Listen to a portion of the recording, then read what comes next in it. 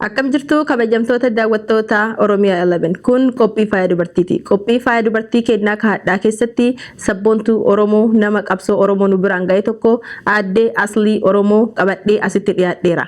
Turtiin keessan nu wajjin haa ta'u.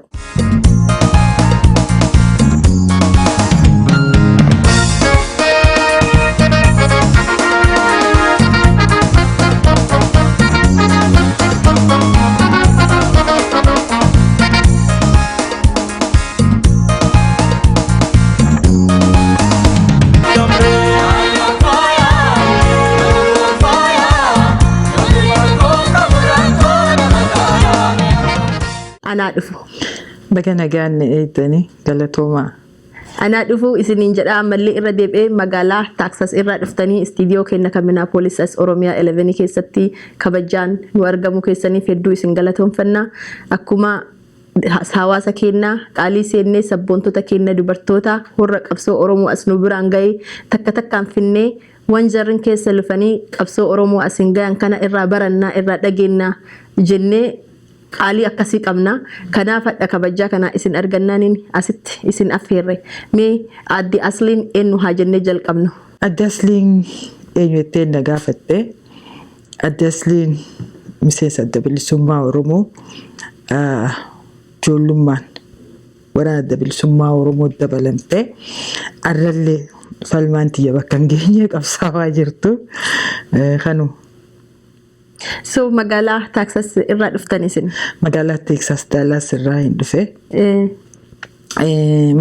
Minneapolis gaa ጊዜ አስደፍኑ ኑቲ ኦሮሚያ አከዱፍኒቲ በይና እዱን ገመዴ ንስኒስ ወለርኮ ህያፍ galatoomaan sininja galatooma gara meeqara qabsoo kennaatitti hoo deebinee dubartoonni teenya hedduun isaanii warroonni maqaa isaanii hin dhayatamne warroota dubartii qooda qabsoo Oromoo keessatti haga ammallee asiin baaste tunneeni tokkoffaan horra akka keessanii kana warra rabbiin urmii dheeressee asiin ga'e kana mee waa'ee gara qabsoo hoo deebisnee akkamitti qabsoo Oromooti ed'amtanii isinii diqqoo taatanii itti ed'amtanii jecha quba qaba. Dhugaa naannoon teenya naannoo qabsooti Daaroo Labuu ittiin dhaladhee Harargee Lixaa Daaroo Labuu ittiin dhaladhee naannoo qabsooti Baalee nu dhiyaataa Kutaan Arsii nu dhiyaataa akkasumatti jidduu tana jirra waan qabsoon faamiluma keessaa hin fudhe faamiluma tiyya keessaa hin fudhe yeroo hunda jootee bareentoo tan jaamtu Daaroo Biliqatti wareegamte akaakuun kiyaddaran isaanii wajjin wal qunnamtii qabaachaa ture. Wanni kungaa abaa'oo jechuun akkuma nama harma haadhaa gabrummaa jala jirra akkuma nama harma haadhaa dhugee guddatettiin ittiif bare achi booda carraa biyya Soomaaliyaa qunnamtiif deeme achi booda Jabuutiin dhaqee Jabuutiirraan mana caayaa dhaqee achirraa waraanatti akkaan dabalamu if galmeessee achi Hargeysa dhufee leenjifamee dirree lolatti deebi'ee jechuun qabsoon akkasittiin seenee dubartiin fakkii godhadhu immoo naannoo tiyatti wareegamte jootee bareentooti Daaroo Biliqarratti yeroo sanitti qondaala olaanaa dhaaba kanaati sanumaan fakkii godhadhe warra kiyyarraa haasoo isaan haasawanirraa achi booda immoo fakkaattoota gizeen qabsoo dabalame booda dhaqananii akka jaarsaartuu kanaan fakkii godhadhe warra wareegame jabina naa kanne biyya saba isaatiif wareegamuunis akka jirtu yeroo dhaabninis seenaa dubartii nu barsiisu kanumarraan keetiin daran cimaa dhufeensin jaa galatoomi. Dhugaadhaamii dubartoonni teenniin qabsoo san keessatti maal akkami turtiin jara akkami? Maal godhanii haa jennume horra dhiiraa dagalee dhaabatanii walumaan lolamoo waluma qixa lolamoo akkamii waan sanni irra nuu hima? Lolli dubartiin keessan jirren tolu. Dhugaa. Lolli dubartiin keessan jirre tasan lolu. Hirmaannaa qabsoo irratti dubartiin hedduu xiqqaatte lolchiistus ni taati lolchiistuu ta'uu baattullee lolaatti ililchaa irra dabaalti keessattuu yeroo keenya keessatti sadarkaa sammaa'aa fudhannee nuti dargiin guddinaan dargiin wallollee dabarree tippelleefillee wallollee dubartiin teenya tadhawamtellee ililchaa dhawamte ta wareegamtullee ililchaatu wareegamte qooda guddaa keessa qabna dubartiin akkuma mana keessatti haadha lola qofaa miti jaalessi haadhawamellee wallaanuudhaan fiitee qabuudhaan fiitee hidhuudhaan tooftaa adda addaa qabdi dubartiin lola keessatti aktii hedduu taphatti dubartiin Oromoo wanni hin daganne garuu hadheessallee uleen duuba dhaabbattee sabbaa keetitti deemteettee dhooyti hedduun dubartii ta'uu kiyyatti boona gootummaa immoo uumamaan Oromoon gootaa kanumaan sinja qooda guddaa qabsoo keessa qabdu dirree lolarra qabdu gama wallaansaatiin ililbeedhaan gama tikaatiin naannoo san dhayxee hubachuudhaan haala hunda bifa jijjiirtee deebitee uffattee deebuudhaan akkasitti lolaa turre gaafa umrii teenyaa san gaafa dargaggummaa. Wallaahi dubartiin Oromoon gootaa dhugaadhaa dubartiin teennaa morgoota irra dhugaa warroota wareegamanii rabbiin jannata isaan haa hiru ka jiru kanneen illee rabbi qabsoo bilisummaa isin agarsiisu jedha wanni tokko akka wanna tokkotti hin dagadhu guyyaa kan ati jetteetiin yookaan dubartiin takkiin jiru kan kee keessa waan sirra gahe waan hin daganne wayime. Waa'een akka dhuunfatte narra gahee hedduudha. Guyyaan jireenya kiyya keessatti saba kiyyaaf hin daganne guyyaa murtii du'aati. Murtii du'aa jechuun hedduu ulfaata.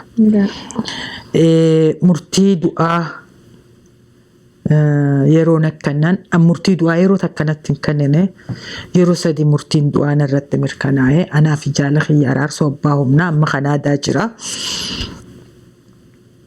Guyyaa dura nam murteessan murtii du'aa hoggaa dheeraa hidhamtee yeroo nam murteessan hoggaa 13 moo akkanaa eegaan hidhamee murtii du'aa argadhe. Murtii du'aa arkachuu kiyyaaf fi'an hana ajjeesu rabbi hana kaasu rabbi yoon du'es biyyattii Oromiyaa Finfinnee walakkatti wareegame hanjuu gammachuun na dhaga'ame.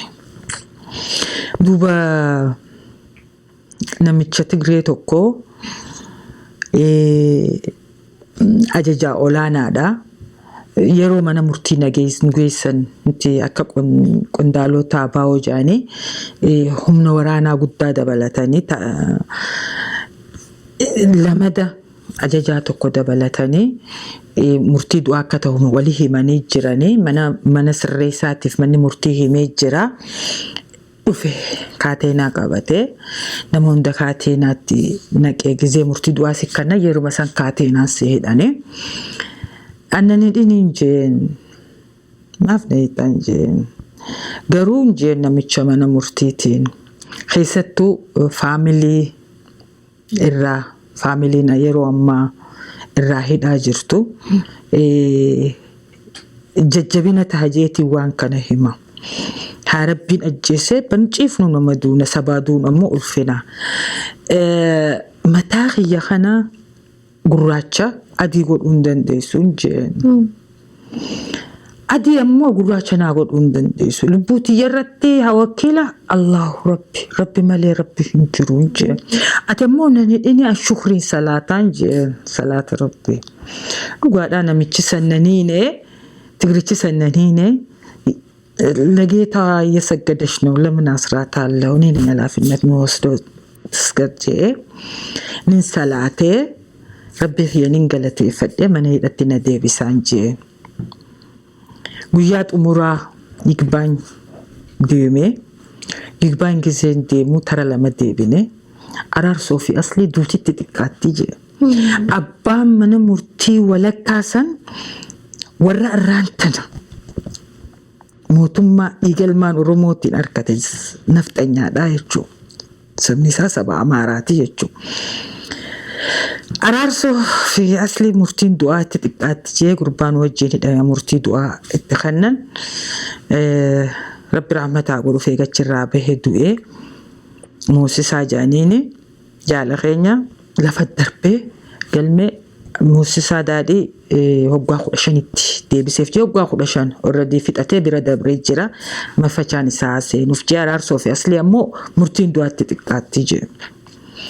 Okay, hinjeeni abbaa mana kiyyaa Ali Ibrahim Gammachuu hedduun galateeffadha. Qabsaawaadha. Dhiibbaan deemnaa naan jee. Du'a sadaffaa dhageessisuu fi deemnaa hin jee. Abukaattoon keenya tokko walitti nu yaamee hin deemu hin jeenan. Arrammoo jecha isaa san jechi inni jeessa seenaa taheetiin dubbachuu deema. Yeroo saniif du'a waan himaniif dhala keenyaaf seenaadha. Achis dhaqneetiin murtii tanarra mirkaneessanii duute seenaaf haa taa'u. Naan jee toleen jeeni dhaqlaayin deeme sabbarchilootii baanan cabsaasaniin deeme murtii du'aa naa huyyaamne.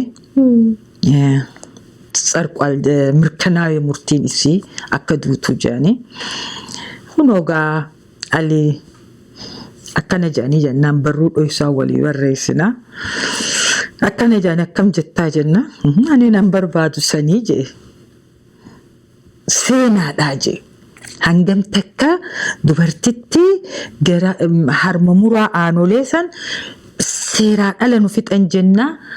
Arrammoo seerri osoo jiru seeraan saba Oromoo akka fixan seenaaf dhalateetiif akka dabruun fedha tanumaan barbaadaa miji akka jaannin beekaa jee akka isaanirraa furmaatan harkanne achi booda gaame uummata Oromoo qacarruma kanaan galateeffachuun fedhaa dhiibbaa hiriira biyya alatti caalaan godhanii fi mirgi dubartoota duniyaa Jineevaa muggudaniin carraa tan harkannee naafati wal dubbifne guyyaan jireenya kiyya keessatti hin daganne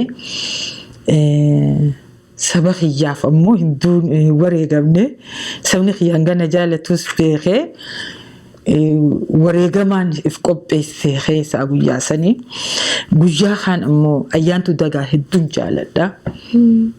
Jaallan kiyya hundaniin jaaladha hedduun kabajaa sabni Oromoo ammoo hayyuu goota Marjeetiin siima. Beekaa nagarree galma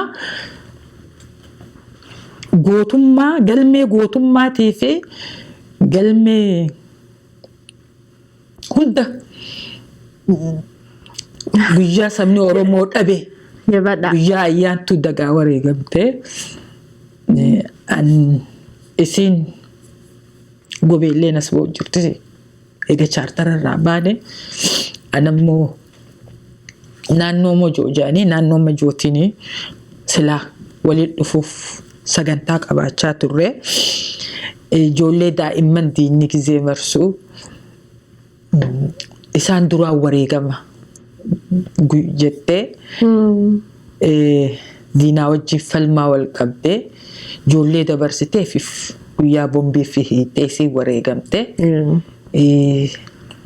guyyaa silaa rabbiin ittiin hangaafata malee waan takkaan ala ifirratti harkaanfii fudhachuun amantiinis keessa jirte guyyaa san ture Oromoon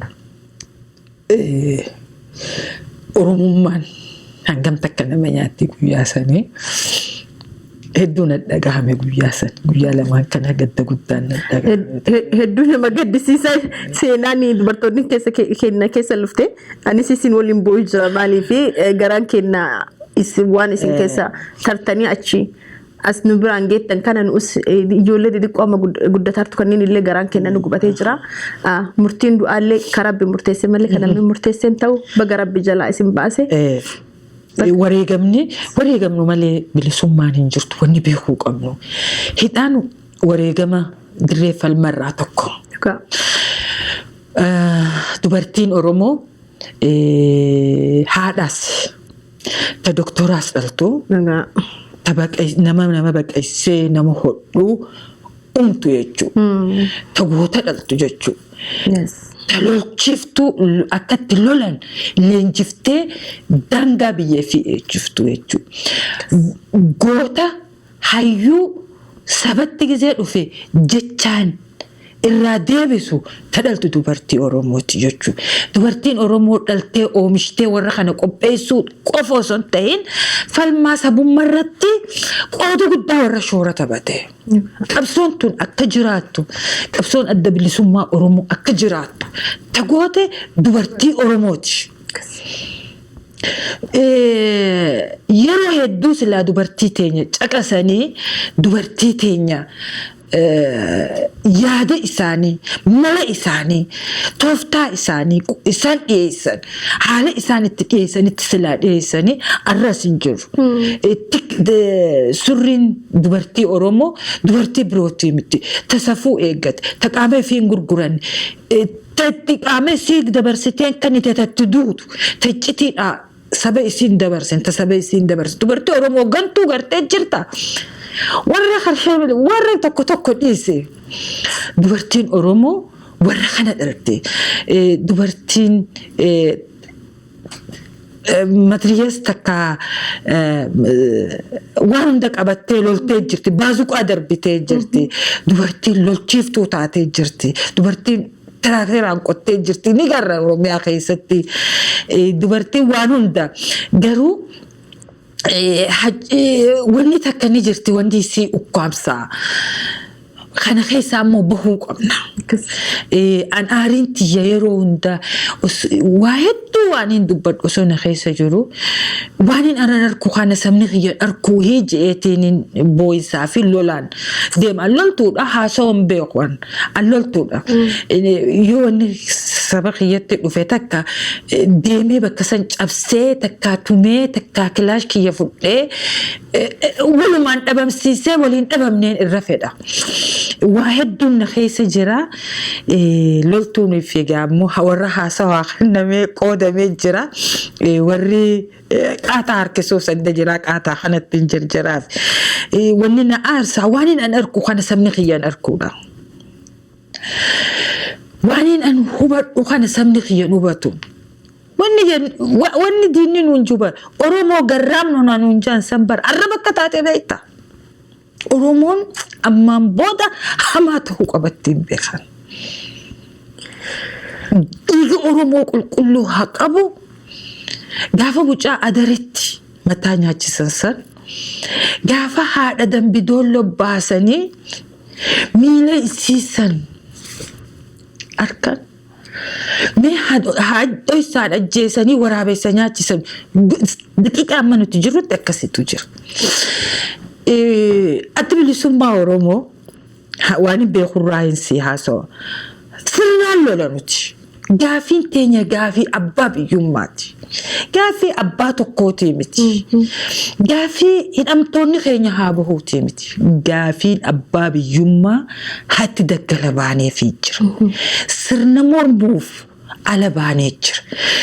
Sirni morminuu san xiqqaatu gaafa tippellee federaal naannoo jiraachaa ture. Sirni irraan tan ammoo nurra deebi'aa jiru. Wanni dheengadda akkasiin na lolchiisu. Sirna gaaratti nu baase sanii sirna sanii deebi'aa jira. Sirna harma muraanoleetii fi jaalee jaalanqoo. Kanaaf jabaachuu qabna. Abdii qabna. Abdiin kiyya ammoo uummata Oromooti. Uummanni Oromoo Tigreen nurra onnee qabaatteeti miti. Waan takka dubbachuun fedha. Isiyyaa Abrahaa yaadaan adda warra kanaan. Koroneeltichisa yaadaan adda yaada kanaan. Isiyyaa Abrahaa Timbiita Abrahaa na wajjin hidhamte. Egeree dhaabaan illee deebi'anii na laalaa turan.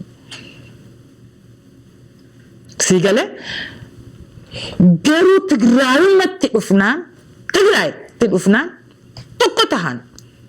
Obboleettii Isiyyaa Abrahaa mana haakimaa baasuu orkan.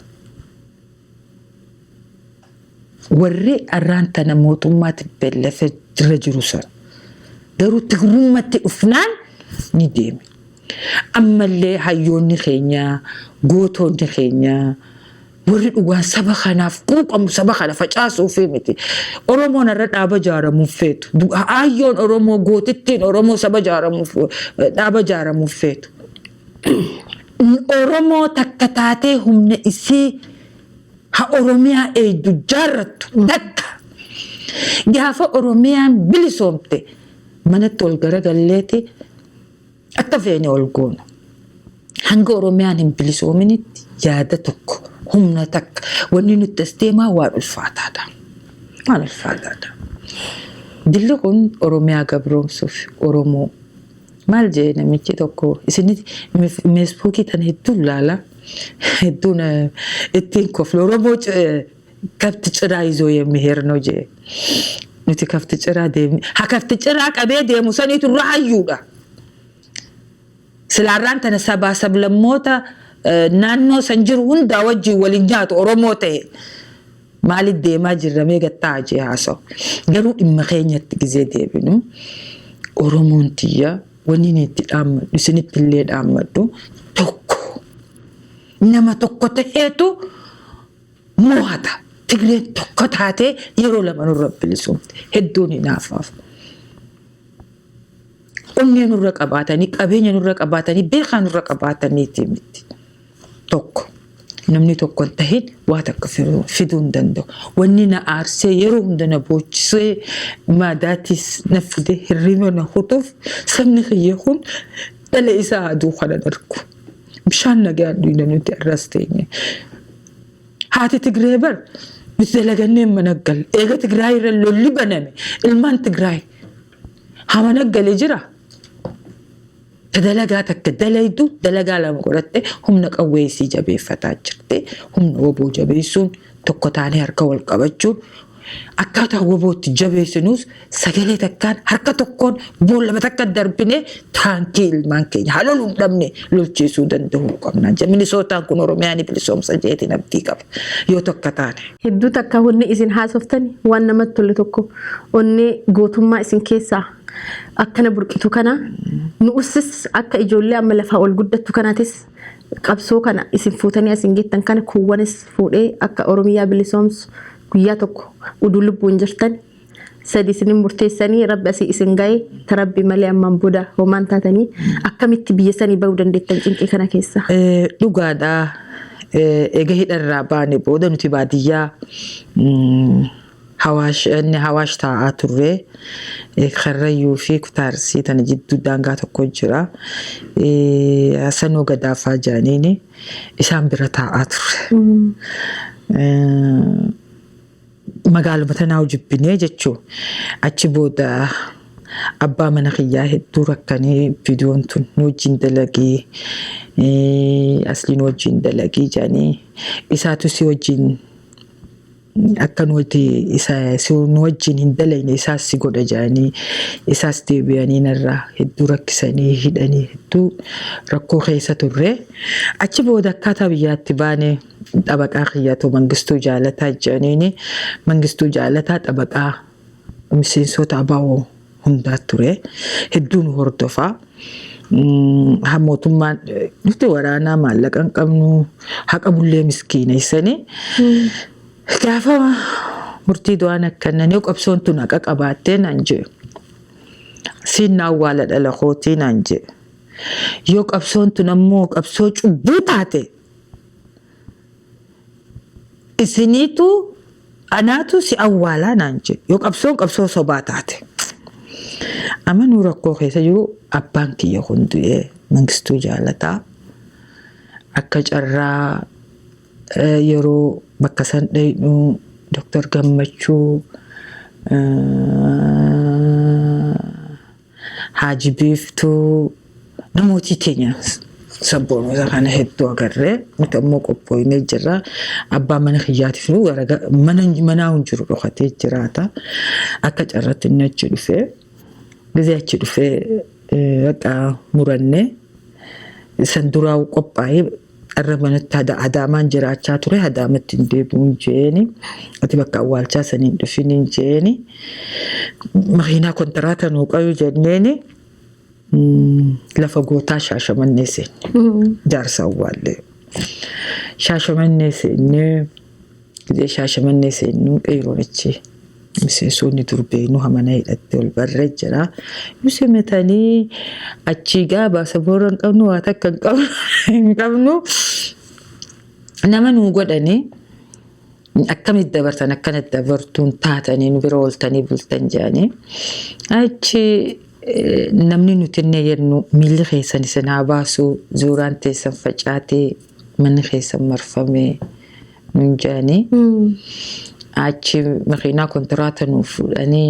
Shaashamannee halkanuma dhufnee ganama subii bariisaa makiinuma isaaniitiin nu baasanii Dillaa seennee Dillaa Yuunivarsiitii ammas achi wahii jira achi seennee achirraan magaalaa Booranaa seennee achi giseedha namootuma keenyarra qubanne karaan hin jiru miila nu hirphanii achi booda miilaan nu oofanii huccuu Booranaa aadaa Booranaa innis darbatee waan hunda godhee gama ceenee achi makiinaan nu fuutee fe'uunaan deemtus tanuma maadhee teenyaa turte Naayiroobii dhufnaan illee hin turree yoo inni saarnuun tursiifnee haa galatoomu Jineevaanis ammistiin Sumaayiraat nu jala turte intervii yeroo takka qofadha inni jiivi achirraan jiivumatti ergamne waraana ta'uu keenyan dhuysine ishaaraan asitti sentarsi ayyaa Ameerikatti barbaadama jedhanii fudhatanii ji'a ja'a nurraa ture gad deebi'ee amataa fi jaajaatti nuti seenee bahinsa keenya seenaa dheertuu qaba silaan alii xiyyaa wajji jiraadhee tola akkasitti baanee siin jechuu fedheeti. Baga rabbi akkasitti baasee bakka kanaa isin geessee anaan illee wal isin agarsiisee nama akkana onni akkana qabu kana arguun kiyyaanaaf hedduu gammachuudha. Garuu roorroo gizee gammachuun qabdu biyya hambaa gizee jirtu anaaf rakkoon silaa ammaa rakkadhus beela'us biyya abbaa kiyyaa keessa tahee uummata kiyyaa hojii hirmaadhee hedduun gammadaa garuu rakkina gaafa dargii narra gaheef gaafa dargiitis qora lammaffaa abaa'oo irratti dhawamee qondaalonni abaa'oo hadhiyaa dhufe guututti diidawaalee lafa jaaletti dhumee sheexxaliilee isaa fi anaa fi jaalnadhii qofaa hafe gaafa sanii jaalnadhii iftuuba deebi'ee fi jaalnadhiilee isaanis jiru kuni miidhaa hedduu na keessa jira ulee hedduu adiinni kun na tumee jira kanaaf malee ammallee abdiin qaba guyyaa tokko yeroo isaan Finfinnee Burraayyuullee gahan seenee guxaxtash hojii godhee bakka mililiksan jiisee acee kiyya dhaabuu waan hin oolle kanumaan ja'a. Guyyaa tokko ammoo numaan dhaqqabadha lola Finfinnee jalatti taate mililiksan jiisee acaaluu dhaabuu ammoo Rabbina haa godhu umrii sannaa kanne. Garra siyaa oolchuu jira namoonni keenya hedduun dubartoota keenya galataallee hin galatoonfatanii irra guddina hedduun amma guyyaa torbaan lafee kana keessa qophii bareeda ture akka dubartoota Harargee bayaa Oromiyaa bayaa galatoonfaa dubartoota keenya qabsoo keessa turtee jedhaniitiin isin affeeranii asirratti Minisoota keessatti dhuftanii akkam irraa argitu. Dhugaadhaa. Natti illee ajaa'iba ta'e akkuma si ajaa'iba ta'e sanitti hin yaadnes wanni daran isaan galateeffachuun barbaada. Mataa walitti qabachuun gaariidha ilmaan Oromoo. Afooshaa adda addaa jiraachuun an dura dhaabbannoo hin qabu. Nama ijaarame irratti dhufta. Garuu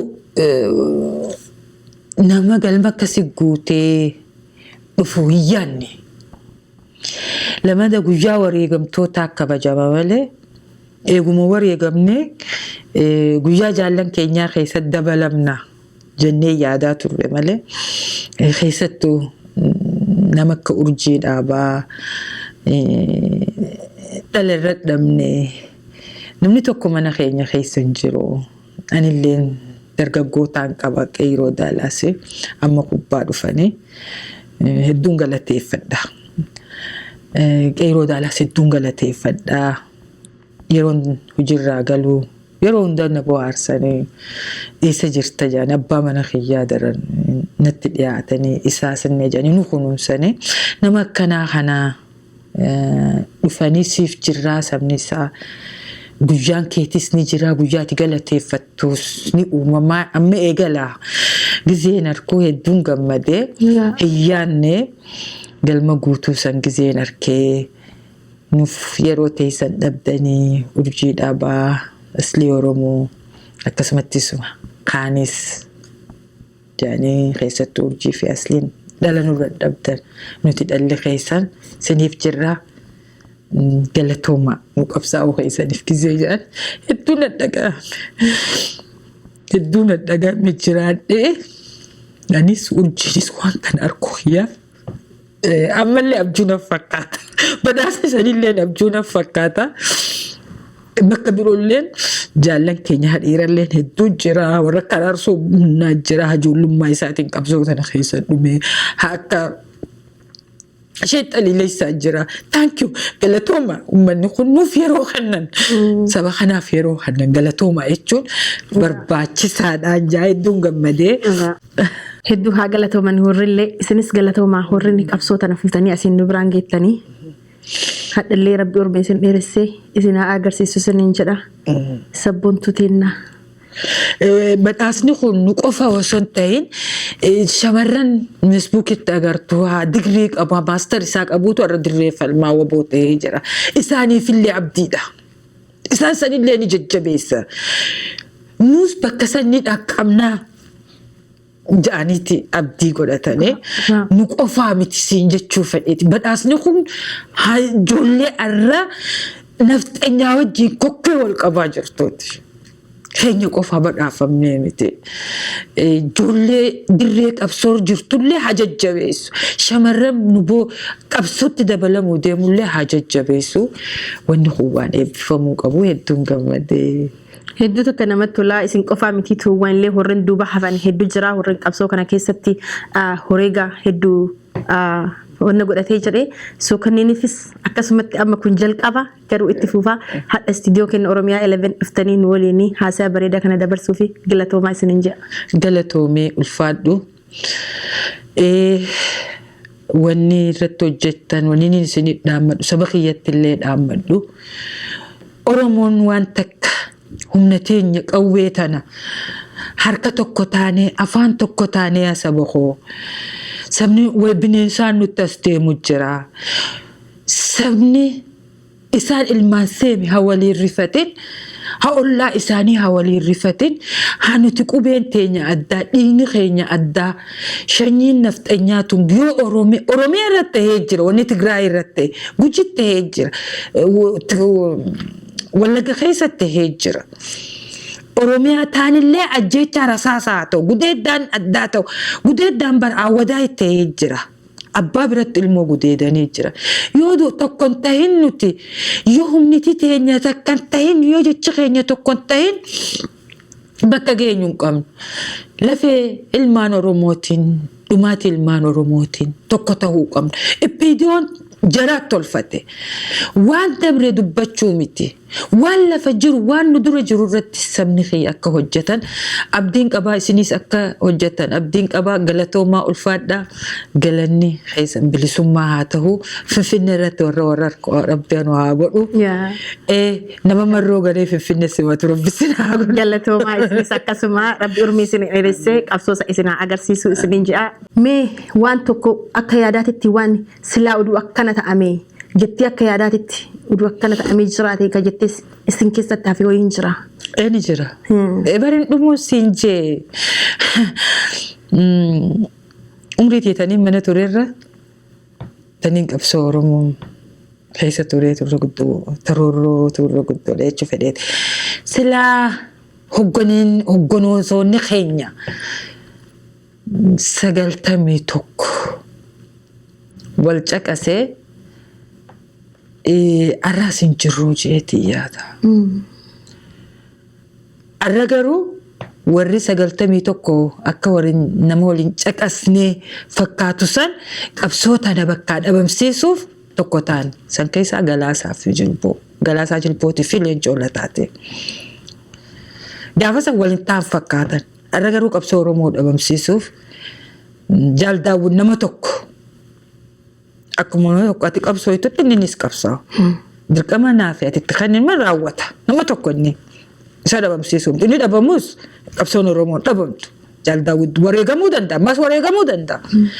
Garuu gaafa san akka warra faallaa ta'anii jirru kun 91 akka silaa gaafa san warra faallaa fakkaatanii wal afaan deebi'uu baatanii mooraggaluu baanne wanni kun hundinuu qabsoon Oromoo wareegamni hogganoota dandamatanii qaba jeetii yaada.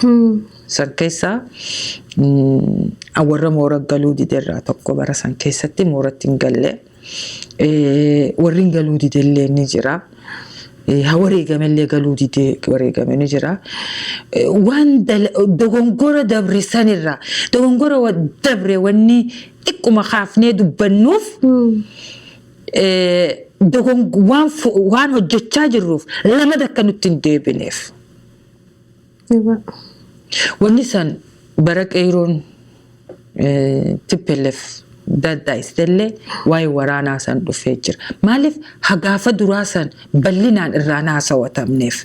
Amma garuu bal'inaan osoo hin ta'in waan seenaa dabre dubbatuuf osoo hin ta'in seenaa dabre xiqqoo dubbannee dhugaa walii himnee han boodarraa akka wal yaadachiifnuuf. Oromoon hidhannoo hiikkachuu qabdi. Jechi jiru kun yeroo baay'ee 91 sanumaan mudate amma sanumaan mudate wanni akkasiisan akka nu hin qunnamne. Ayyaan laallattoonni hogganoota qabsoo teenya silaasa haaluu baatanii qabsoon Oromoo arraas hin jirtu. Biyya alaa kanatti saba Oromoo achi baqatanii dhufanii saba kiyya kana wal nyaachisan saba abbaa tokko saba ilmaan tokko arra xumura galanii yaaphatti galan. Ilma isaan boodaa dhalatellee yaaphatti kandan. Inni san eenyuudhaan jette Jawaar. Hadda gongorsiisee warruma akka leencoo lataa kan. Har'allee deebi'ee isa mana qarshallee bakkaadhaan irraa bahee qaallitti geesse isaan. Galaasaan sabboonaa jechaa turan. Garuu dhugaan qabsaawaa ni baha. Dhugaan Daawud Ibsaa yeroo hundaa'u ni baati. Hoggan akka hayyuu akka Daawud Ibsaa Oromoon argachuun badhaasa Rabbiiti. Dhugaan dhugaadha. Namni tokko nama tokko jibbuu danda'a. Kaayoo immoo jibbuu hin dandeessan. Muuxannoo san qaba Daawud Ibsaa muuxannoo gaafa 91 mooratti haa galanii juusan waan qabuuf namni sadaffaa nu jidduu haa jiraatu. Namni sadaffaa yoo nu jidduu jiraate furma ragaadha. Ilmaan abbaa gadaati jarri ilmaan abbaa gadaati misaan nuti ilmaan abbaa gadaati fi hin jenna ilmaan abbaa harreeti ilmaan nafxanyaati. Wanni jeesan hin oollee ni dhufe. Arrammoo hoggannee adda bilisummaa Oromoo akkas jedhee ilmaan abbaa gadaati fi ilmaan abbaa gadaa gidduutti nama sadaffaa barbaachisaa jeesan kunoo Daawudis hidhaa jira, Jawaar hidhaa jira, Baqqalaan hidhaa jira, namni saba Oromootii quuqame hundi hidhaa jira. Warri ammoo kaan kunoo filmaata filatamanii paarlaamaa seenuu jiran. Kanaaf uummanni Oromoo qabsoo isaatti kaan eeggatee hayyoota isaa hidhaa jiru. Hamana hidhaa jiru hunda eeggatee galmaan Jawaar jiraachuu danda'a. Silaa waan isaan jansan fudhate. Garuu diddaa saba kiyya dabarseen kan nuti ni arge. Maaliif qubeedhaan maantana wanni akka durii wal shawwadan hin jirtu. Ni arge adeemsa isaanii saba kiyya dabarseen kan lubbuu kiyya takkitti du'uu dandeessi. Saba kiyya immoo dabarseen kan nu jee. Daawudii saba koo dabarseen kan namni sadaffaa silaarra jiraate ragaasanii dhiyaata gaasan akkana ittiin mallatteessee saba kanamaaf akkana goota uummata kanamaaf akkana gootaa dhufa. Kana muuxannoo qaburraa jarri kaan ammoo yaaphaatti dabalame arra yaaphaatti yaapharra goranii uummata keenya irra duulaa jiranis tunis qabsoodha keessuma kunna. gobanaan saba bal'aa kanaa miti saba xiqqaa keessaa hoo nima dhufa Tigraay keessaa hoo nama jirani nama jiran saba guddaa kana keessa immoo maaf jiraatan jechuu hin dandeenyu dogongorris silaa wanni san godhuun oollu godhuu baanne arraba akka tan hin jiru hana jechisiisu kana yeroo hunda waa'een sabaa waa'een siyaasaa eeggannoo feesifti keessattuu waa'een Oromoo eeggannoo feesifti waa'een Oromiyaa eeggannoo feesifti abshaala tahee hoggana nu nyaatu addaan baafannee beekuun Oromoon dirqama kanumaagaa ummanni kiyyaaf ni bara je'eetiin eegaa Oromoon beekumsaan diinni gisee si dha'uu fedhu ekonoomii si dhawaa dinagdee si dhawaa ifam afaan faranjii ekonoomii afaan faranjii akka nama beeku kana dubbachuu kootii fi dinagdee si dhawaa beekumsaan si dhawaa hidhannoon si dhawa Oromoon aadaa Oromoo keessatti Oromiyaa guutuu keessatti maa billoo hidhattee deemti dhiirti sibiila malee hin deemtu sibiilli kun haroorroo dhorku beekumsi ija banattee waan duniyaan itti jirtuu fi sabni koo akkaataa itti jiru itti ilaaltuuf dura hayyuu fi goota si keessaa fiddi akkasitti deemaa jira hayyoota hiitee gootota qeyroo kaan qaltee kaan daggalatti adabaa jirti kanaaf maal godhuu qabna harka wal qabanne irra aanuu qabnaan jira Rabbi nu ajaa'ibsiisa. anumaaf sirraa anumaaf si turre hojjechuu qaba Rabbi sababadhaa jee bar annin hojja ibaadaa tana ibaadaan godhin salaatin waan Rabbiin kiyyarraa na dhoorkerraa yoon ani fi dhoorkin azaabaan seena wanni sabaatis akkasi addaan hin baatu kanumaan ja'a gaawaan nagaafattu Galatooma yaa'eetiin galatoomii guyyaadhaa sirannoo dhuftiin argamu keetitti. ayyee galatoomaa ulfaadha Hayeekaa daawwattoota keenyaa guyyaa hadhaa sabboontuu keenyaa addee Aslii Oromoo waliin ka dabarsine waa hedduurraa barattan jedhee abdii qaba haga yeroo biraa qophii biraatii walitti deebinutti nagaatti.